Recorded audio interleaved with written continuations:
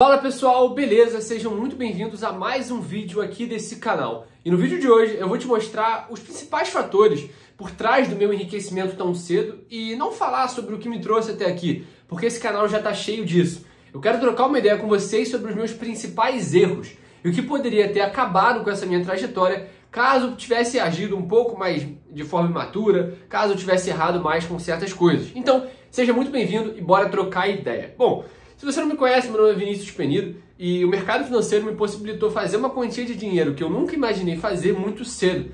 Então, aos meus 18, 19 anos de idade, eu já me via com um patrimônio acima da média de qualquer brasileiro que trabalhou por 30 anos numa multinacional e dava a vida dele por isso. E, de certa forma, o dinheiro, ele não só revela quem você realmente é, como as pessoas dizem, mas ele também instiga alguns lados seus que por muito tempo não tiveram voz, não tiveram liberdade para fazer o que queriam. E a liberdade ela é algo como uma faca de dois gumes. Ela pode te machucar, mas pode te defender. E é disso que eu quero falar nesse vídeo. Então, analisando com calma, eu preparei aqui as principais coisas para vocês. É um vídeo curto, simples, talvez nem tenha edição. Talvez eu já poste ele direto se eu não chutar a câmera, se eu não fazer aqui nenhuma coisa muito feia. Deixa eu só abaixar aqui um pouquinho mais, que daí a gente fica mais alinhado. Bom, a primeira coisa que eu separei aqui foi o meu ego me cegou. E o ego é o grande inimigo de qualquer pessoa que ganha dinheiro. Inclusive, eu recomendo para você, recomendação de leitura, O Ego é o Seu Inimigo. Ego is Your Enemy, do Ryan Holiday. É um escritor muito bom. E esse livro é muito bom, vale a pena você ler caso você queira se aprofundar nesse tema, né? Mas, basicamente, eu achava que eu era um gênio, que ninguém sabia mais do que eu, que nenhum emprego era tão bom quanto o meu, que nenhuma pessoa sabia tantas coisas quanto eu. Isso é normal quando se mistura juventude e dinheiro. Então, de certa forma, eu comecei a ser um pouco mais indiferente com a opinião de pessoas mais velhas, de pessoas que estavam ao meu redor, alguns amigos, e só me importava com o que eu mesmo estava fazendo. Porque eu entrei numa pira de que só deveria escutar conselho de quem tem resultado. Isso é uma grande mentira, porque resultado é algo muito variável, muito subjetivo, né? E o resultado de uma pessoa é totalmente diferente do resultado de outra. Um cara tem resultado porque ele tem vários filhos, ele tem um casamento de sucesso, ele é casado há 30 anos. E o outro é um cara de sucesso porque ele teve uma carreira boa, mas ele não tem um relacionamento bom. Então, eles podem se complementar em alguma coisa. E o que eu percebi é que toda pessoa tem uma coisa para me ensinar. Não importa se a pessoa não tem muito dinheiro, não importa se a pessoa está falida, todo mundo tem uma coisa para te ensinar. E com o tempo eu desenvolvi essa humildade e essa generosidade de me doar para o outro, entender o que o outro tem para me ensinar e ensinar o que eu tenho para o outro. Então, esse foi um aspecto que eu precisei me aperfeiçoar. Confesso que no começo eu era um pouco indiferente, eu era, beleza, fala aí. E é claro, você vai precisar ignorar muita gente, e eu ignoro muita gente ainda, que tenta dar conselho, tenta dar pitaco no que não foi convidado. Mas a questão é, você se torna mais aberto a algumas opiniões, conforme o tempo passa, conforme você se torna mais experiente, entende que toda pessoa tem uma certa experiência. E de qualquer forma ela vai ter algo para te agregar, caso você converse com pelo menos 30 minutos. Se você conversar com 30 minutos com qualquer pessoa, ela vai ter alguma coisa para te ensinar. Então você vai entender que o grande valor está em você sentar com uma pessoa, entender as dificuldades que ela já passou, a história de vida dela, e isso mexe muito com a percepção sobre dinheiro e tudo mais.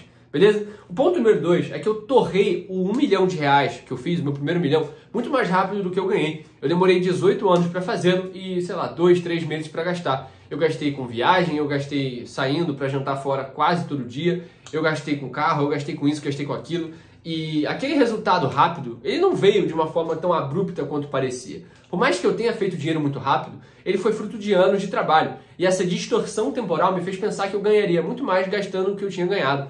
Então, eu gastei quase tudo que eu ganhei na época. Eu fui um pouco prepotente, ou até mesmo inconsequente, né? De não medir as consequências futuras. Imagina se eu não continuar ganhando assim. Imagina se a minha vida não continuar da mesma forma. Então, de certa forma, eu gastei muito, eu viajei muito, mas eu também não me arrependo, porque, de certa forma, essas coisas foram grandes moldadores de quem eu sou hoje, me tornaram uma pessoa com mais cultura, com mais conhecimento, com mais respeito, com mais conhecimento, e o conhecimento me faz ganhar mais dinheiro, que me faz poder viajar o mundo, né? Então, eu acredito que eu tenha gastado muito rápido o meu primeiro milhão, não acho que seja um problema, porque eu fiz muito mais que isso depois, mas a questão é que eu atropelei uma etapa do processo que é segurar um pouco o dinheiro, porque o dinheiro não aceita desaforo, como diria meu pai, e só tem dinheiro quem guarda, como diria minha bisavó. Então você tem que respeitar esse processo também, senão você vai se perder no caminho. E o terceiro é que é justamente o que eu acabei de falar. Eu viajei um ano que eu não tinha viajado a minha vida inteira. E então todo mês eu estava pensando numa viagem internacional nova, era um hotel caro, E, assim, não tem problema nenhum nisso, tá? Até hoje eu viajo internacionalmente, eu fico num hotel bom, 5 estrelas. Eu fiquei até em frente ao Coliseu, se o editor puder botar vídeo aí, não sei nem se vai ser editado, mas enfim. Eu já gastei mais de 150 mil reais em uma viagem. Desnecessário? Talvez. Mas, ao mesmo tempo, essa viagem foi um investimento, foi cultura, foi sonho realizado, foi networking. E me abriram a oportunidade de fazer muitos milhões depois.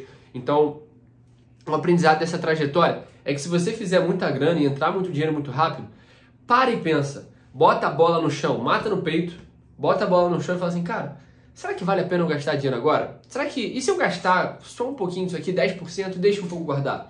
Eu acho que esse foi um erro que eu cometi no começo.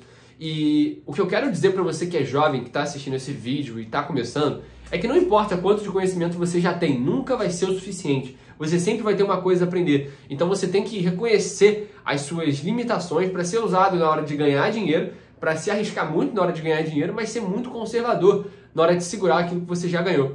E se hoje eu solidifiquei o meu negócio, eu viajo o mundo, frequentemente, a cada 3 meses eu estou viajando para fora, eu casei, eu estou esperando meu primeiro filho e, de fato, eu tenho uma vida estável financeiramente, por mais que eu tenha liberdade completamente financeira falando, eu tive os principais aprendizados errando nesse caminho. Eu entendi que ser humilde, entender que o conhecimento é o único caminho para eu ganhar mais dinheiro e melhorar como pessoa, foi o que me trouxe até aqui. Então, você tem que usar o seu dinheiro para te dar liberdade e não para você se tornar mais um, atrás de um monte de passivo, pagando um monte de conta para preencher as suas contas no final do mês, honrar com os seus prejuízos e sair sempre no 0 a 0.